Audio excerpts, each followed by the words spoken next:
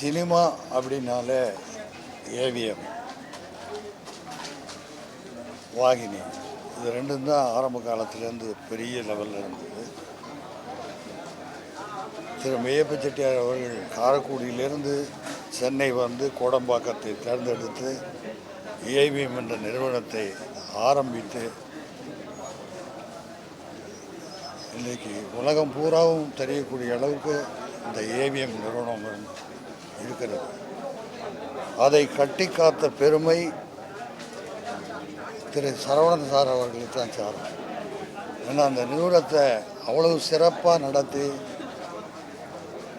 எல்லா ஹீரோக்களையும் வச்சு படம் எடுத்து ஒரு சிறந்த நிறுவனமாக இன்று வரை நடத்தி கொண்டிருந்தார்கள். 1972 வந்து நான் இந்த ஸ்டுடியோவில் என்னுடைய முதல் படம் பொண்ணுக்கு தங்க மனசுங்கிற படத்துக்கு டெஸ்ட்டு இங்கே தான் நடந்தது ஸ்டுடியோவில். அதுலேருந்து அதுக்கப்புறம் அந்த படம் வெளியாகி அதுக்கப்புறம் நிறைய படங்கள் ஏவிஎம்மில் ஸ்டுடியோவில் நான் நிறைய நடிச்சிருக்கேன். அப்போ இருந்து எனக்கு சரவணன் சார் நல்ல பழக்கம். ரொம்ப அமைதியாக, ரொம்ப பொறுமையானவர், நிதானமானவர், ரொம்ப நல்லவர். சினிமாவில் இப்படி ஒருத்தர் கிடைக்கிறதுன்னா ரொம்ப கஷ்டம். அதுவும் ஒரு தயாரிப்பாளர், பெரிய நிறுவனம். அமைதியாக இருப்பார், நல்லா நகைச்சுவாக பேசுவார். என்னை சந்திக்கும் போதெல்லாம் என்னை ஒரு 10 நிமிஷம் சிரிக்க வைப்பார். இந்த நிறுவனத்தில் நானும் சக்தி வேல் என்ற படத்தில் டைரக்டர் ரவிக்குமார் அவங்க படத்தில் தான் முதல் முறையாக ஏவிஎம் படத்தில் நான் நடித்தேன். நிறைய ஷூட்டிங் நடந்திருக்கு, ஆனால் இருந்தாலும் நடித்தேன். அவரோடு பழகுகிற வாய்ப்பு கிடைச்சிது. நல்ல மனிதர், நல்ல குடும்பம். இன்றைக்கி அவங்க பிள்ளைங்க, பேர குழந்தைங்க எல்லாத்தையும் பார்த்துட்டாரு. மனிதனாக வாழ்ந்தால் இப்படித்தான் இருக்க வேண்டும் என்பதற்கு ஒரு எடுத்துக்காட்டு தான் சரவணன் சார் அவர்கள். அவருடைய ஆன்மா சாந்தி அடையவும் அவர் குடும்பத்தாருக்கும் என்னுடைய ஆழ்ந்த இரங்கலை தெரிவித்து வரவேற்கிறேன். நன்றி.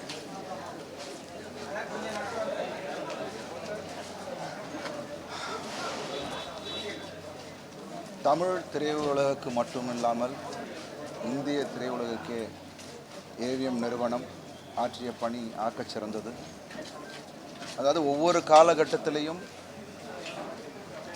பல திறமைகளை நம்மளிடையே அறிமுகப்படுத்தியது இந்த நிறுவனம். பல பேருக்கு வேலை கொடுத்துருக்காங்க. ஏவி மெய்யப்ப செட்டியார் அவர்களின் மறைவுக்கு பிறகு ஒரு மிக சிறந்த ஆளுமையோடு திரு ஏவிஎம் சரவணன் சார் அவர்கள் இந்த நிறுவனத்தை நடத்தி கொண்டிருந்தார்கள். இப்படி ஒரு ப்ரொடியூசர்னால் இப்படி தான் இருக்கணும் அப்படின்ற ஒரு எடுத்துக்காட்டாக இருந்தவர். ஏன்னா நிறைய கேள்விப்பட்டிருக்கோம். பட் இவ்வளோ ஒரு சிறந்த நிறுவனத்தோடு நானும் பணியாற்றுறதுல ரொம்ப ரொம்ப பெருமையாகவும் இருக்குது. அவரை சந்திக்கூட வாய்ப்பும் கிடைச்சிது, அவர் கூட பேசக்கூடிய வாய்ப்பு கிடைச்சிது. அது நான் ரொம்ப பெருமையாக நினைக்கிறேன்.